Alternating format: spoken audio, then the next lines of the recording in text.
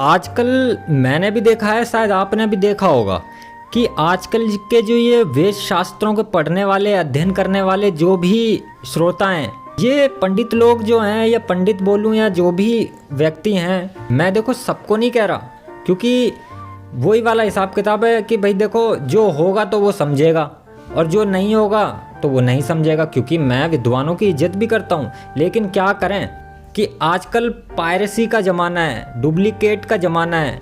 ओरिजिनलों के अंदर डुप्लीकेट भी अपना कर लेते हैं, और देखा जाए तो ओरिजिनल कम है, डुप्लीकेट ज़्यादा हो रखे हैं। तो इसलिए मैं आपको बताने आया हूँ इस बात को कि आज के जो भी विद्वान लोग हैं वो वेद शास्त्रों का ज्ञान तो रखते हैं अपने पास में, उनका अध्ययन भी करते हैं, लेकिन ये सब जो है ना, चारों वेदों का अध्ययन बेशक कर लेते हो, धर्म शास्त्रों को पढ़ बेशक लेते हो, लेकिन जैसे क्या समझाऊं मैं अब आपको कि चम्मच होती है, चम्मच को आप हलवे में घुसा के रखो तब भी वो हलवे के स्वाद को नहीं पहचानेगी, हलवे के स्वाद को तो आप ही पहचान सकते हो। तो भाई यही है कि वे जो विद्वान लोग जो भी हैं, जो अपने आप को विद्वान कहते हैं, वे लोग भी विद्वान ही हैं, क्योंकि वे भी वेद शास्त्रों का अध्ययन करा है उन्होंने। लेकिन बात यह है कि सिर्फ अध्ययन करने से नहीं हो जाता, अध्ययन करने से कुछ भी नहीं होता। अध्ययन करने से देखा जाए तो बहुत कुछ होता है, ज्ञान में वृद्धि होती है, लेकिन अध्ययन करने के साथ साथ जो भी वेद शास्त्रों में, धर्म ग्रंथों में जो भी कुछ लिखा है, उनको हमें जीवन में भी उतारना होता है। अब आपको भूख लगी है तो आप क्या करोगे? भूख के बारे में सिर्फ सुनोगे या बोलोगे?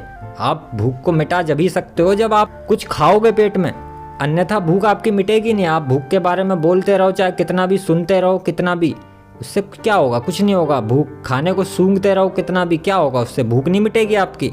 भूख मिटाने के लिए तो आपको अन्न को ग्रहण करना पड़ेगा, अपान वायु से आपको अन्न ग्रहण करना होगा, यानी कि आपको खाना खाना पड़ेगा, और खाना खाने के पश्चात यानी कि उसके बाद ही आपकी भूख शांत हो पाएगी।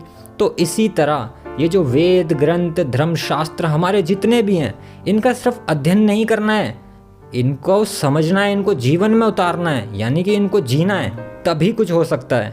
क्योंकि मैंने देखा है कि शास्त्रों के ज्ञाता तो बहुत हैं, लेकिन वो सिर्फ उस अपने मन तत्व से ही उसको समझते हैं, उसको आत्म तत्व से नहीं समझते, यानी कि बस मन के द्वारा ही समझते हैं उसको, यानी कि वह बस एक रट्टा मार रखा है उन्होंने, मतलब कि बस वो उसको जानते हैं कि हाँ फलानी जगह क्या लिखा है, फलानी चीज़ पे क्या लिखा है। बस जैसे कहते हैं ना कि बच्चों को कुछ याद करने के लिए दिया, या तोते वाला है कि तोते को रट्टा मरवा दे कि बस वही चीज़ बोलना जानता है वो।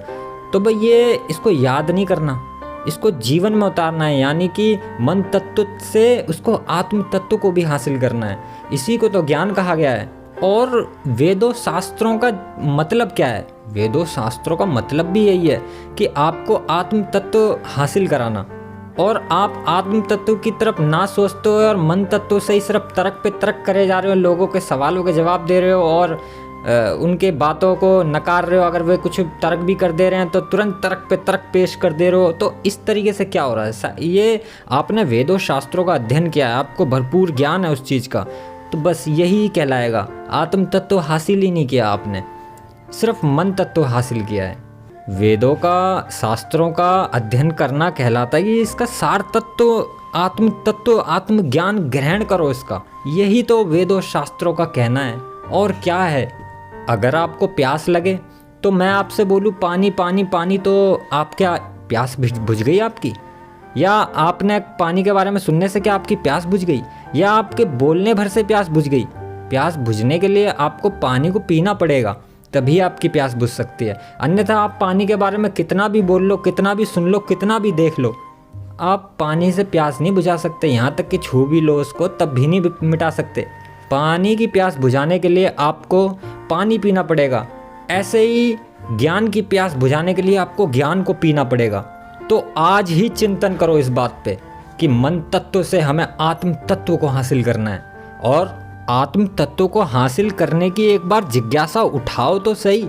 सारी संपूर्ण सृष्टि उस आत्म तत्व को दिलाने की आपको मदद करेगी, आपका साथ देगी। लेकिन अफसोस इस बात का है कि हम कभी इस बारे में कभी नहीं सोचते, हम कभी गहन चिंतन नहीं करते इस बारे में, क्योंकि हम मोह माया के चक्कर में फंस रहे हैं। और आत्म तत्व को हासिल करने के लिए हमको पहले माया के जगत से बाहर आना पड़ेगा। और माया का जगत इतना क्या बताऊँ मैं आपको कि माया का जगत, बस आप हमसे जुड़े रहिए, आगे आगे मैं आपको समझाता चला जाऊंगा और माया के जगत से आपको धीरे धीरे बाहर निकालता चला जाऊंगा। ओम नमः शिवाय।